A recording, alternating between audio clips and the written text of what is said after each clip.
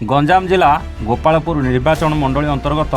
नुआ बक्सीपाली रांगा विहार के पोलेया किछि दिन पूर्वे केरल माछ धरिबा निमंते दादन श्रमिक भाव जाइथिले। सेठारे चलित मास 17 तारिख दिन पोलेया मृत्यु होइतिबा परिवार वर्गों को खबर मिलिथिला। परे अंचलर जड़े समाजसेवी तथा बीजेपी करापाली मंडल सभापति एम सागर सह जोगाजोग करला परे सागर प्रयास एवं स्थानीय विधायक तथा वाणिज्य परिवहन खनि और इस्पात मंत्री विभूतिभूषण जेना सहयोग में केरल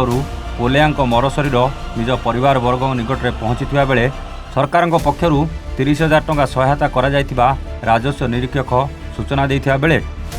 एम सागर और जगन्नाथ साहू प्रचेषा को नहीं आज पोलेया मरशरीर निज परिवार पाखरे पहुंची ग्रामवासी पक्षर 2 जन को बहु प्रशंसा करा जायछि। मो ना निराकर सेठी गोपालपुर राजस्व निरीक्षक आमर गोटे न्यू बक्सीपुल गोटे जगार आम न्यू बक्सीपुल के पोलेया सन ऑफ के चेन्नैया से 17 तारिख दिन आमर केरल से मृत्युवरण करते डेड बॉडी आज एम्बुलेंस द्वारा अणाला कार्य सब संपादन हो सरकार तरफ आमर कलेक्टर सार निर्देश क्रमे आम 30,000 टका रेड क्रॉस तरफ दे बर्तमान देगी मुझे जाऊँ आमर बक्सीपुल पंचायत करापुल मंडल बक्सीपुल पंचायत मो नाम सागर करापुल मंडल सभापति। एक्चुअली के पोलेया ये मत्स्य से मत्स्यजीवी किंतु ये मत्स्य इनकम न केरला जाते से इनकम कर घर लोक मान पोषापी कि दुर्भाग्यवश केरला मृत्यु हो गला 4 दिन तले आम बहुत लेट खबर आसला।